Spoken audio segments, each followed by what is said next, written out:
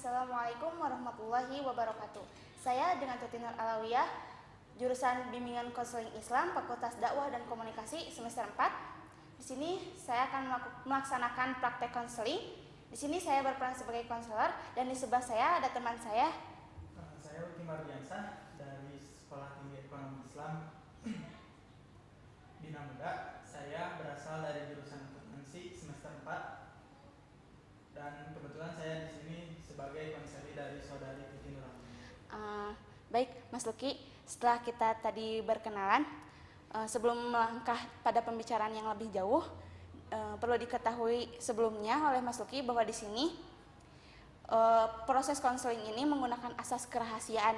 Jadi Mas Luki tidak perlu cemas atau khawatir tentang kebocoran rahasia Mas Luki. Dan juga pernyataan secara terbuka atas permasalahan Mas Luki itu sangat membantu sekali dalam proses konseling ini, dapat dipahami.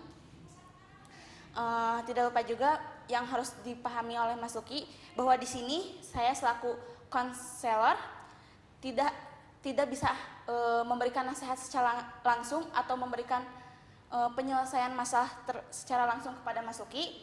Tetapi di sini saya hanya akan membantu Mas Luki untuk menyelesaikan masalah yang Mas Luki punyai. Dapat dimengerti? Kalau dapat dimengerti, boleh diceritakan apa masalahnya? Jadi gini saya punya masalah. Saya itu bingung milih antara fokus di perkuliahan saya atau saya itu lebih memilih untuk fokus di pekerjaan saya. Bingung. Kalau boleh saya tahu, bingung yang seperti apa? Gini ya kalau misalkan saya lebih memilih untuk fokus di perkuliahan saya, nah kebetulan kan orang tua saya itu tidak mampu untuk membiayai, makanya kan saya bekerja juga. Nah kalau misalkan saya lebih memilih kuliah, tidak ada biaya untuk membiayainya. Nah sebaliknya kalau misalkan saya lebih memilih untuk fokus di pekerjaan, memang akan ada biaya untuk perkuliahan. Tapi saya takut kalau misalkan saya terlalu fokus, perkuliahan saya akan terbengkalai seperti itu. Oh, jadi Mas Luki itu takut antara kedua kegiatan tersebut jika fokusnya hanya pada salah satu, yang satu lagi akan terbengkalai. Ya, seperti itu.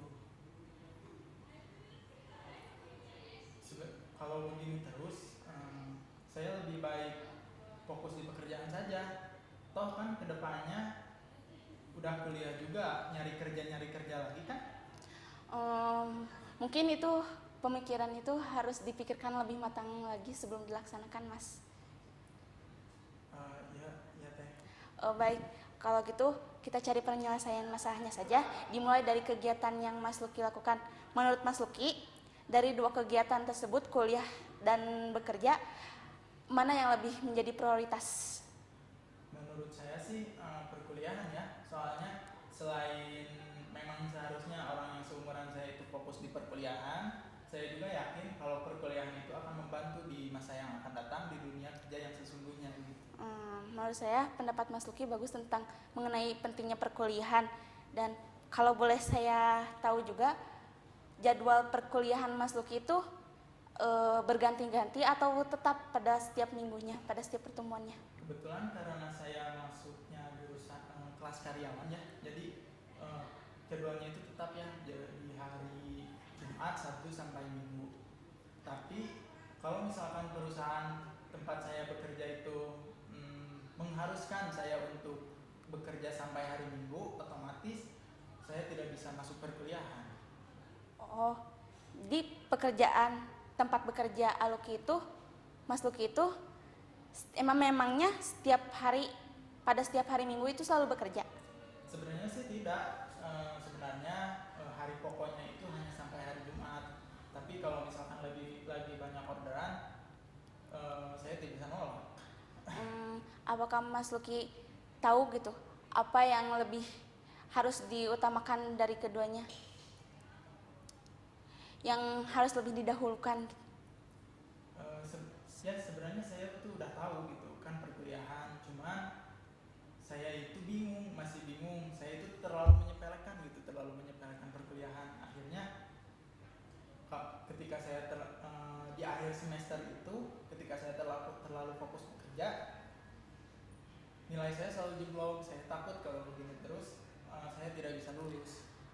Bagaimana menurut pendapat Mas Luki mengenai tentang penggantian jadwal? Misalnya, minggu sekarang Mas Luki tidak bisa masuk kuliah karena memang ada pekerjaan yang tidak bisa ditunda karena itu kewajiban. Nah, tetapi minggu depan pada saat pertemuan selanjutnya Mas Luki masuk dan meminta materi kepada teman-teman Mas Luki dan juga meminta tambahan tugas kepada dosen Mas Luki agar Mas Luki tidak kehilangan materi yang sebelumnya Mas Luki tinggalkan. Oh iya, seperti itu. Kalau begitu saya akan coba. Cuman masih saya bingungkan itu, saya masih belum bisa gitu, belum bisa tadi pengganti tadi belum bisa. Kadang saya itu suka lemes lah, malas lah gitu kalau lagi kuliah. Memang pengganti itu tidak bisa langsung di full dilaksanakan, tapi juga secara bertahap. Intinya, menurut saya, Mas Luki harus banyak berlatih tentang memanage waktu. Misalkan dari tugas pekerjaan dan kuliah yang intinya diprioritaskan. Nah, jangan sampai Mas Luki tergoda sama main-main kayak gitu ya. Terus menjadi badan tidak fit, terus tambah lemas. Nah, intinya kegiatan-kegiatan yang menurut Mas Luki itu nggak penting, belum terlalu penting itu sebaiknya ditinggalkan atau dikurangi. Oh iya, seperti itu. Oh ya tuh, kalau begitu mah terima kasih atas masukannya. Kebetulan karena setelah ini saya ada pekerjaan lain, saya pamit. Terima kasih atas masukannya. Semoga lain kali kita bisa konseling lagi. Oke, terima kasih Mas Luki. Dari pembicaraan tadi kita berdua dapat disimpulkan bahwa ternyata Mas Luki mempunyai prioritasnya tersendiri dan tentang masalah memanage waktu, alhamdulillah Mas Luki juga sudah ingin atau beranjak ingin memanage lebih memanage waktunya. Terus terima kasih juga telah datang ke sini. Nanti untuk pertemuan selanjutnya nanti bisa kita bicarakan lain kali, oke?